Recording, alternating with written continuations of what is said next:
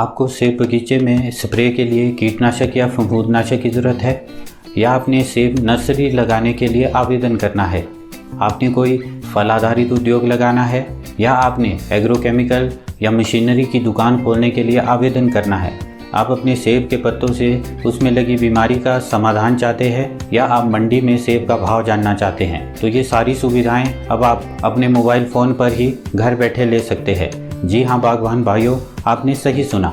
सेब बागवानी और अन्य बागवानी फसलों से जुड़ी 135 से ज़्यादा सेवाओं को अब आप घर बैठे ही अपने मोबाइल फ़ोन के माध्यम से ले सकते हैं। बागवानी विभाग हिमाचल प्रदेश सरकार ने हॉर्टिकल्चर डेवलपमेंट प्रोजेक्ट के अंतर्गत ई उद्यान मोबाइल ऐप और वेब पोर्टल की शुरुआत की है। बागवानी से संबंधित 135 से ज़्यादा योजनाओं की जानकारी अब अपने मोबाइल फ़ोन पर ही घर बैठे मिल सकेगी। हर किसान बागवान को आज के डिजिटल दौर में तकनीक का इस्तेमाल करना बहुत ज़रूरी है, वो चाहे एक युवा बागवान हो या कोई उम्र दराज अनुभवी बागवान जिसने बागवानी को सीमित जानकारी में भी एक बहुत बड़ा उद्योग बनाया है। इस वीडियो में हम सीखेंगे कि किस तरह से हम अपने मोबाइल फ़ोन पर ई उद्यान मोबाइल ऐप को इंस्टॉल करने के बाद उसमें अपना पंजीकरण करा सकते हैं, इसके डैशबोर्ड से कैसे हम विभिन्न तरह की सेवाओं का लाभ ले सकते हैं और अपनी ज़रूरत के लिए आवेदन कर सकते हैं। अगर आप इस वीडियो को देख रहे हैं तो यकीनन आप भी उन लोगों में हैं जो बागवानी को तकनीक के सहारे बेहतर बनाना चाहते हैं और उसमें कई स्तरों पर बदलाव चाहते हैं। इसीलिए ये आपकी भी जिम्मेवारी बनती है कि आप इस वीडियो को ज़्यादा से ज़्यादा लोगों तक पहुंचाएं ताकि वो भी जागरूक बने, क्योंकि बागवानी अकेले के प्रयास से नहीं बल्कि एक संगठित सहभागिता से ही फल फूल सकती है। वीडियो शेयर करने से हर बागवान जान सकेगा कि किस तरह से बागवानी विभाग की सेवाओं का फायदा लिया जा सकता है। ज़्यादा लोगों के इस्तेमाल करने से ये एप्लीकेशन और ज़्यादा प्रभावी बनेगी और बागवानी क्षेत्र में एक नया बदलाव लाएगी। इससे पहले के वीडियो में हमने बागवानों को फ़ोन पर हिंदी में टाइप करने के बारे में जानकारी दी थी। आप उस वीडियो को ऊपर के आई बटन पर क्लिक करके देख सकते हैं। अगर आपने माई ऑर्चर्ड डायरी यूट्यूब चैनल को सब्सक्राइब नहीं किया है तो आप अभी सब्सक्राइब करें। नमस्कार दोस्तों, मेरा नाम धर्मेंद्र शर्मा और आप देख रहे हैं myo.in माई ऑर्चर्ड डायरी। इसके माध्यम से हमारा प्रयास है कि बागवानी से जुड़ी अत्याधुनिक जानकारी आप तक पहुंच सके ताकि आप इस व्यवसाय को ज्यादा बेहतर तरीके से समझ सके। आगे बढ़ने से पहले आप हमारे YouTube चैनल को जरूर सब्सक्राइब करें ताकि इस तरह के वीडियो सबसे पहले आप तक पहुंच सके। तो चलिए शुरू करते हैं। इसके लिए आपको जाना है अपने मोबाइल फ़ोन पर, एंड्रॉयड मोबाइल फ़ोन पर प्ले स्टोर में जाना है। प्ले स्टोर ओपन करने पर आपको उसमें ई उद्यान मोबाइल ऐप को सर्च करना है और उसे इंस्टॉल करना है। जैसे ही आप ई उद्यान मोबाइल ऐप को इंस्टॉल करके ओपन करते हैं तो आप कुछ इस तरह का इंटरफेस देखते हैं कि सबसे ऊपर राइट हैंड कॉर्नर में आप अपने फ़ोन पर इस ऐप पे आप लैंग्वेज को चेंज कर सकते हैं, जिसको कि आप हिंदी और अंग्रेजी कर सकते हैं। आप अगर पहले से आप रजिस्टर्ड है तो आप लॉगिन कर सकते हैं। अगर आप नए सब्सक्राइबर है तो आप यहाँ पे नया पंजीकरण कर सकते हैं। तो जैसे कि हम यहाँ पर इस ऐप में नए सब्सक्राइबर है तो जैसे ही हम इसके ऊपर क्लिक करेंगे, ये देखिए यहाँ पर हम इस मोबाइल ऐप में जैसे ही हम पंजीकरण पर क्लिक करते हैं उसमें 3 लेवल है। पहला तो है हमने अपना व्यक्तिगत विवरण डालना है, जिसमें कि हमारा नाम, हमारे फैमिली में हमारे गार्डियन का नाम और उसके बाद हमारा मोबाइल नंबर और अन्य तरह की जानकारी है। दूसरे नंबर पर है आवेदक का पता, जैसे कि हमारा जो एड्रेस है, और तीसरा है लॉगिन विवरण जो कि हमारे लॉगिन स्क्रीन पे अलग अलग टाइम पे यूज होगा। तो अभी हम यहाँ पे इसमें देखते हैं व्यक्तिगत विवरण में एंटर करके यहाँ पे आधार संख्या भी डाल सकते हैं। आवेदक का नाम, जिसके आगे स्टार लगा है वो चीजें आपको डालना जरूरी है, उसके बिना यहाँ पे रजिस्ट्रेशन नहीं होगी। जैसे मैं अपने नाम की रजिस्ट्रेशन कर रहा हूँ, नाम मैंने अपना नाम एंटर किया और उसके बाद पिताजी का नाम, उसके बाद अपना लिंक सेलेक्ट किया, उसके बाद अपना मोबाइल नंबर, उसके बाद हम कैटेगरी में गए, जनरल, शेड्यूल कास्ट, इस तरह की कैटेगरीज हैं जो हम सिलेक्ट कर सकते हैं, और उसके बाद डेट ऑफ बर्थ जो कि जरूरी एंटर करना है। उसके बाद हम यहाँ पर अपना फोटो, प्रोफाइल फोटो भी ऐड कर सकते हैं। तो यहाँ पर हम ये सारी चीजें अपलोड करने के बाद इसमें नेक्स्ट अगला चरण पे जाते हैं, जहाँ पर कि हम अपना एड्रेस, पत्राचार का पता, यहाँ पे ऊपर हमारे पास राज्य आया है, वो ऑटोमेटिकली सिलेक्टेड होगा हिमाचल प्रदेश। और उसके बाद हम अपना यहाँ पे जिला सिलेक्ट करेंगे, जैसे शिमला, यहाँ पे 12 जिलों में से सिलेक्ट कर सकते हैं। और उसके बाद हम अपना तहसील सिलेक्ट करेंगे, और उसके बाद तहसील सिलेक्ट करने के बाद हम अपना विलेज, गांव सिलेक्ट करेंगे, और उसके बाद पिन कोड, और इसके साथ ही हम स्थायी पता, इसी पते को हम अपना स्थायी पता भी बनाएंगे, और उसके बाद नेक्स्ट पर क्लिक करेंगे। हमारे पास तीसरा जो स्टेप है उसमें हम लॉगिन का डिटेल डालेंगे, लॉगिन विवरण डालेंगे। तो हमने यहाँ पे एक यूज़र आईडी बनाना है, तो यहाँ पे हमने अभी हम देखते हैं यूज़र आईडी, और उसके बाद हम पासवर्ड एंटर करते हैं। पासवर्ड एंटर करने के बाद हम एक नीचे कैप्चा कोड होता है सिक्योरिटी के लिए, उसको एंटर करने के बाद अपना रजिस्ट्रेशन करते हैं। ये देखिए किस तरह से हमारे पास रजिस्ट्रेशन सक्सेसफुल का मैसेज आ जाता है, और उसके बाद अब हम अपने यूज़र अकाउंट में लॉगिन हो सकते हैं। तो हम अपना यूज़र लॉगिन जो अभी हमने डिटेल बनाई थी उसको डालकर हम इसे पोर्टल में ई उद्यान मोबाइल ऐप में लॉगिन करते हैं। ये देखिए जैसे ही हम अपने इस ई उद्यान मोबाइल ऐप में लॉगिन हुए, यहाँ पर हमारे पास नागरिक डैशबोर्ड, लोगों के साथ नागरिक डैशबोर्ड आप यहाँ भी देख सकते हैं। नागरिक डैशबोर्ड के साथ राइट हैंड कॉर्नर में हम यहाँ पर लैंग्वेज भी चेंज कर सकते हैं क्लिक करके, हिंदी और इंग्लिश, और उसके बाद इस पोर्टल से लॉग आउट भी हो सकते हैं। तो यहाँ पे ये सारे ऑप्शन है। उसके बाद हम यहाँ पर इस एप्लीकेशन में नीचे डैशबोर्ड में अलग अलग तरह की सेवाएं हैं, जिसमें कि कुल, अपूर्ण, स्वीकृत, अस्वीकृत और सब्सिडी, ये जो सेक्शंस है, ये अलग अलग जो सेक्शन है, यहाँ पर हम अपनी अलग अलग सेवाएं हैं जिनके लिए हमने अप्लाई किया होगा, उनके बारे में हम अपना स्टेटस यहाँ पे देख सकते हैं। तो अभी देखिए आप इसके राइट हैंड कॉर्नर में ऊपर रेड कलर में 00 लिख के आया है, क्योंकि हमने अभी तक अपना कोई भी आवेदन यहाँ पे रजिस्टर नहीं किया है। तो इसके बाद अगला जो सेक्शन है वहाँ पे है आवेदन की स्थिति, अगला सेक्शन बागवानी सेवाएं, और उसके बाद भुगतान। हम उन बागवानी सेवाओं के लिए जो हमें भुगतान करना होता है वो हम यहाँ पे ऑनलाइन कर सकते हैं इस ऐप के माध्यम से। और उसके बाद कीट नियंत्रण में रोग प्रबंधन के अंतर्गत हम अपने किस तरह से हम रोगों के प्रबंधन के बारे में जानकारी ले सकते हैं। और सबसे नीचे है वीडियो गैलरी, जिसमें कि हम वीडियो बागवानी विभाग के अलग अलग जो जानकारी पर वीडियो है उनको हम देख सकते हैं। इस ऐप में बहुत सारी डेवलपमेंट की ज़रूरत है अभी। तो अभी हम सबसे पहले इस सेक्शन में हम शुरुआत करेंगे अपनी आवेदन की स्थिति से। आवेदन की स्थिति तब एक्टिवेट होगी जब हम अपना कोई यहाँ पे आवेदन रजिस्टर करेंगे, आवेदन के लिए पंजीकरण करेंगे, और उसके पहले हम यहाँ पर बागवानी सेवाओं के ऊपर क्लिक करते हैं। बागवानी सेवाएं देखते हैं। बागवानी सेवाओं के ऊपर क्लिक करेंगे जो हम यहाँ पे ले सकते हैं। यहाँ बहुत सारी बागवानी सेवाएं हैं जो हमारे पास एक सीक्वेंस में लिखी गई है। सबसे पहले ऊपर है कीटनाशक की मांग और आपूर्ति। इस सेक्शन में हम जाएंगे, आप क्लिक करो, टैप करो, और यहाँ बहुत सारी दवाइयों के नाम हैं जिसमें कि इंडोफिल, जीरम और इस तरह की दवाइयाँ हैं। हम एक पर्टिकुलर किसी दवाई को ले लेते हैं और उसको कार्ट में ऐड कर लेते हैं। जैसे ही हम उसे कार्ट में ऐड किया, उसका जो प्राइसिंग डिटेल है वो सारी डिटेल यहाँ पे हमारे पास आ जाती है। और उसके बाद हम यहाँ पे कार्ड को आगे प्रोसेस करेंगे। तो यहाँ पर हम इसको इस पोर्टल से खरीद भी सकते हैं। यहाँ पे हमें अपना नाम हिंदी और अंग्रेज़ी दोनों में लिखना होगा, और उसके बाद हमें अपना पता जो हम पहले भी ऐड कर चुके हैं वो डालना पड़ेगा। इस लेवल पे अगली जो चीज़ है वो है हमें अपने बगीचे का विवरण देना पड़ेगा। जैसा कि हम उद्यान कार्ड में हॉर्टिकल्चर डिपार्टमेंट को दवाइयाँ लेने के लिए देते ही हैं, वो डिटेल हमें, वो विवरण हमें यहाँ पे देना होगा कि ये जो भूमि है, भूमि स्वामित्व की स्थिति, ये जो भूमि है वो किस तरह की है, हम स्वयं चला रहे हैं, किराए पर है, पिताजी चला रहे हैं, पोता चला रहे हैं, माता चला रहे हैं। उसके बाद हमने अपने ज़मीन का खसरा नंबर, और नीचे इसी तरह से हमारा पता, जिसमें कि डिस्ट्रिक्ट, तहसील और हमारा जो ब्लॉक है वो सारा यहाँ पे मेंशन होगा। और उसके बाद हम इसमें आवेदन कर सकते हैं, मतलब कि हम अपनी दवाइयों के लिए यहाँ पर अपनी डिमांड को पोस्ट कर सकते हैं। उसके बाद हमारे पास कुल कितनी भूमि है और उस भूमि का कुल कितना क्षेत्रफल है। तो ये सारी चीजें जब हम एंटर करते हैं, उसके बाद हम अगले सेक्शन में जाएंगे, नेक्स्ट उस पे, जहाँ पर कि हम इस डिमांड को पोस्ट कर लेते हैं। दूसरा सेक्शन जो हमारे पास है जिसकी हम जानकारी ले सकते हैं वो है मधुमक्खी पालन के तहत परागण में समर्थन। इस ऑप्शन के ऊपर हम क्लिक करेंगे और अभी देखते हैं यह भी सेवा वर्तमान में उपलब्ध नहीं है, तो इस सेवा का हम कुछ टाइम बाद फायदा ले सकते हैं। उसके बाद हमारे पास जो अगली ऑप्शन है वो है फल नर्सरी के लिए आवेदन। हमने कोई फलों की नर्सरी है उसको लगाना है, उसके लिए हमने लाइसेंस लेने के लिए आवेदन करना है। तो इस सेक्शन में जाके हम वो आवेदन कर सकते हैं। तो यहाँ पे हम आवेदन करेंगे हिमाचल प्रदेश फल नर्सरी पंजीकरण अधिनियम जो है उसके तहत हम यहाँ पे आवेदन करेंगे।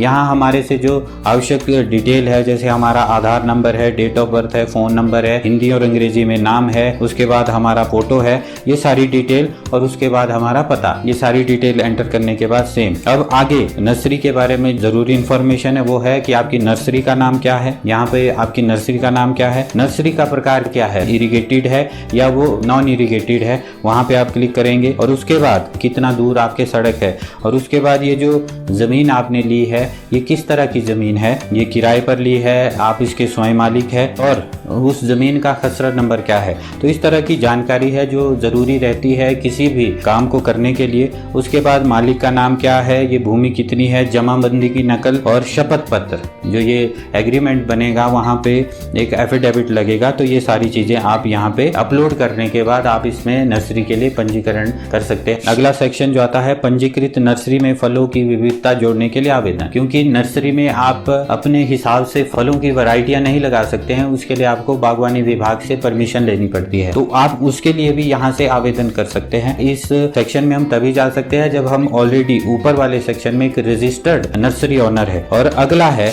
कि हमें फल नर्सरी के लिए नवीनीकरण उसको रिन्यू कराना है, तो उसके लिए हम यहाँ पे आवेदन दे सकते हैं। तो यहाँ पर भी क्योंकि हमारे पास अभी कोई इस सेक्शन में नर्सरी नहीं है, कोई डाटा उपलब्ध नहीं है, तो यहाँ भी हमारे पास वही चीज़ आएगी।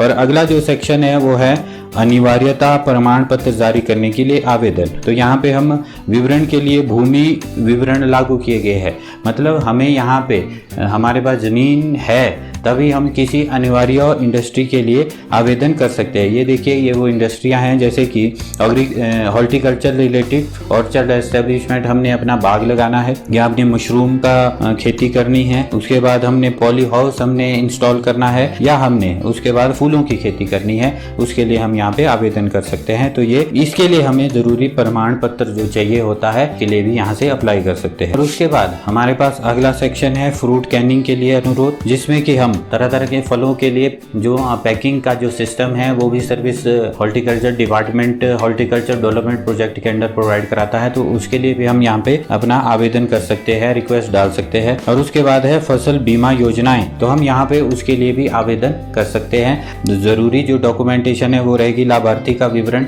आवेदक का पता, किसान का विवरण, नामांकित विवरण, बैंक विवरण, बीमा योजना, भूमि के लिए फसल विवरण और दस्तावेज। फसल बीमा योजना के लिए हम यहाँ से आवेदन कर सकते हैं। इसी सर्विसेज में हमारी अगली जो सेवा हैं जिनका हम फायदा ले सकते हैं वो है मशरूम आधारित उद्योग के बारे में, मशरूम उत्पादक के रूप में पंजीकरण कराना। सबसे पहले हमें मशरूम फार्मिंग में एक सर्टिफिकेट लेना बहुत ज़्यादा ज़रूरी है। तो यहाँ पे अगर हमने सर्टिफिकेट नहीं लिया है तो हम यहाँ पे मशरूम फार्मिंग की रजिस्ट्रेशन नहीं कर सकते हैं। तो हमें यहाँ सर्टिफिकेट की जो डिटेल है वो हमारा यहाँ होनी चाहिए। और उसके बाद है मधुमक्खी पालन में सब्सिडी, सरकार द्वारा इसके लिए अनुदान दिया जाता है। उसमें कितना अनुदान है उसके लिए आप यहाँ पे आवेदन कर सकते हैं। जो ज़रूरी डॉक्यूमेंटेशन है उसको फॉलो करके आवेदन कर सकते हैं। अगली जो फील्ड है हमारे पास इसी सेक्शन में वो है कीटनाशक लाइसेंस जारी करने के लिए आवेदन। ई उद्यान वेब पोर्टल के माध्यम से आवेदन कर सकते हैं, जिसमें कि बहुत कुछ ज़रूरी चीज़ें हैं। जैसे हमारी योग्यता क्या है, हमने HSC किया है, SSC किया है, ग्रेजुएशन है, पोस्ट ग्रेजुएशन है, डॉक्टरेट है या हमने डिप्लोमा किया है। ये जानकारी हम यहाँ से जब हम ऐड करेंगे उसके बाद ही हम इसमें आगे बढ़ पाएंगे, क्योंकि दुकान खोलने के लिए आपको क्वालिफिकेशन का होना बहुत ज़रूरी है। उसके बाद है 1 year diploma in agriculture course content on plant protection and pesticide management. क्या आपने ये कोर्स किया है? तभी आप कीटनाशक लाइसेंस उसके लिए आवेदन कर सकते हैं। और अगला है कीटनाशक लाइसेंस में कीटनाशकों का जोड़ने के लिए आवेदन। जैसे हम नर्सरी में फलों को जोड़ने के लिए एक अलग से हमें आवेदन करना होता है, उसी तरह से अपनी शॉप में कीटनाशकों को ऐड करने के लिए हमें उसके लिए भी आवेदन करना होता है। तो हम वो आवेदन यहाँ से कर सकते हैं। उसके बाद ऑप्शन आती है हमारे पास कीटनाशक के लाइसेंस का नवीनीकरण। कीटनाशक लाइसेंस का नवीनीकरण, जैसे हमारे पास ऑलरेडी लाइसेंस है सेल करने का, तो उसके बाद हम उसको रिन्यू करेंगे।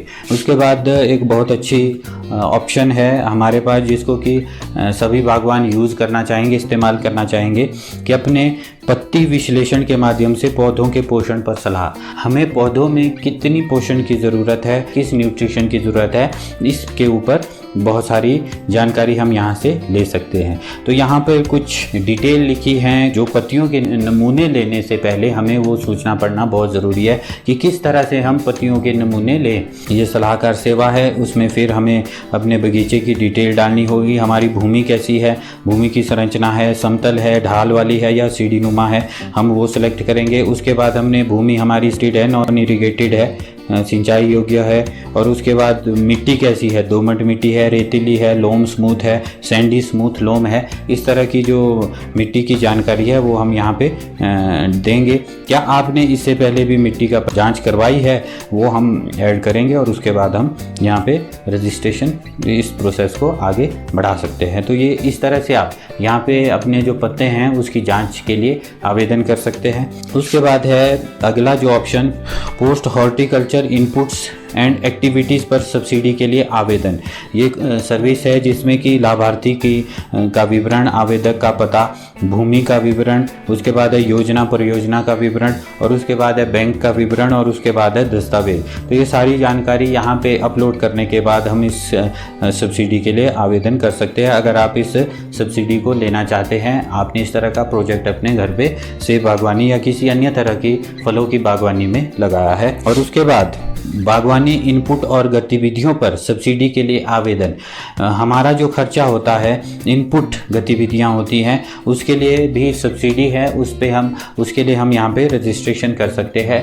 आप इसकी पूरी जानकारी के लिए इसमें डॉक्यूमेंटेशन है, उसको पढ़ सकते हैं कि ये स्कीम्स किस तरह से हम इसका फ़ायदा ले सकते हैं। अगला जो सेक्शन है वो है क्वालिटी हॉर्टिकल्चर इनपुट्स की मांग और आपूर्ति, पौधे, उपकरण और औजार, इस तरह की सेवाओं के लिए भी आप आवेदन कर सकते हैं। अगला जो सेक्शन है वो है हमारे पास मशरूम खाद के लिए मांग और आपूर्ति। तो मशरूम की जो खाद है उसके लिए भी आप आवेदन कर सकते हैं, खाद बनाने के लिए भी और खाद लेने के लिए भी। उसके बाद अगला जो सेक्शन है वो है आयातक द्वारा संयंत्र सामग्री के लिए आवेदन के लिए नवीनीकरण।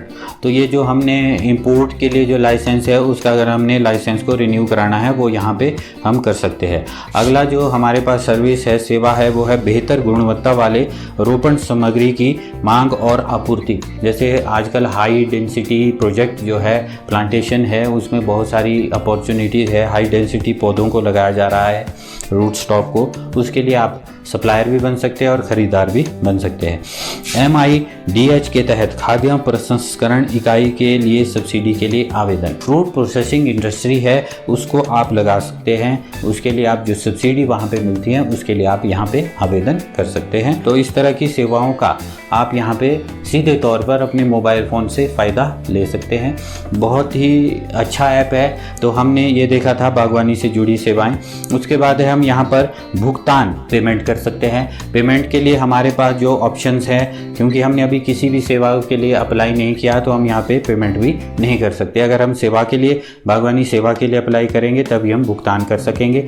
और भुगतान करने के बाद आप आवेदन की स्थिति कि आपका जो रिक्वेस्ट है, आवेदन है, वो किस लेवल पे पहुंचा है, किस पोजीशन पे पहुंचा है, किस लेवल पे पहुंचा है, और ऊपर उन्हीं की डिटेल आपको सारी ये टाइम टू टाइम आप डेली इसको एसेस कर सकते हैं। उसके बाद अगली जो सेवा है वो हमारे पास है कीट प्रबंधन, पेस्ट मैनेजमेंट।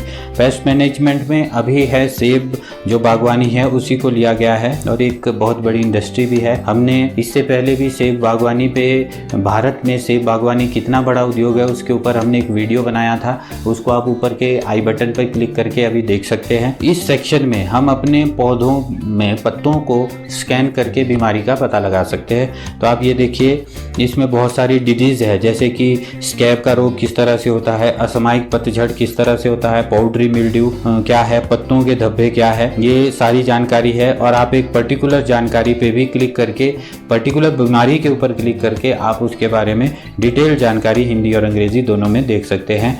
जैसे तो यहाँ पे अलग अलग ऑप्शंस हैं, बहुत सारी जो बीमारियां हैं उनके बारे में जानकारी दी गई है। और हम यहीं पर है अपने पौधे की हेल्थ चेकअप देख सकते हैं। तो हम यहाँ पे अपने फ़ोटो अपलोड करके अपना पौधे को स्कैन कर सकते हैं कि उसमें कौन सी बीमारी है। तो हम यहाँ पे जैसे हम हेल्थ चेकअप करेंगे तो हमारे पास फ़ोटो हम लेंगे और फ़ोटो लेने के बाद ये फ़ोटो अपलोड होगा और उसके बाद ये अपने डाटाबेस में स्कैन करेंगे तो ये हमें उससे जुड़ी हुई बीमारियों की जानकारी देगा। अगर असल में देखा जाए ये आर्टिफिशियल इंटेलिजेंस है, ये एक बहुत बड़ी इंडस्ट्री बन चुकी है और बागवानों के लिए आर्टिफिशियल इंटेलिजेंस एक बहुत बड़ा फ़ायदेमंद इंडस्ट्री हो सकती है। तो ये देखिए हमने अपना जो पौधे का सैंपल लिया था पत्ती का, तो यहाँ पर उसने तरह तरह के अपने पत्तों से जुड़ी हुई जो बीमारी है उसके बारे में जानकारी हमें यहाँ पे दी है। अगला सेक्शन हमारे पास है वो है वीडियो, जिसमें कि हम वीडियो गैलरी, जिसमें कि हम बागवानी विभाग द्वारा जो तरह तरह के अवेयरनेस कैंप है या बीमारियों की जानकारी है उसके ऊपर भी हम जानकारी ले सकते। इस परियोजना से जुड़ी हुई किसी भी तरह की जानकारी आपको चाहिए अपने मोबाइल फ़ोन से टोल फ्री नंबर पर भी संपर्क कर सकते हैं। टोल फ्री नंबर है 1800-180-8001। आपको वीडियो कैसा लगा, अपना जो सुझाव है वो कमेंट में ज़रूर लिखिए। अगर आपको ये वीडियो अच्छा लगा हो तो इस वीडियो को ज़रूर अपने फेसबुक, व्हाट्सएप और सोशल मीडिया पर शेयर ज़रूर करिए। आप हमारे यूट्यूब चैनल को ज़रूर सब्सक्राइब करें ताकि इस तरह के वीडियो सबसे पहले आप तक पहुंच सके। बहुत बहुत धन्यवाद।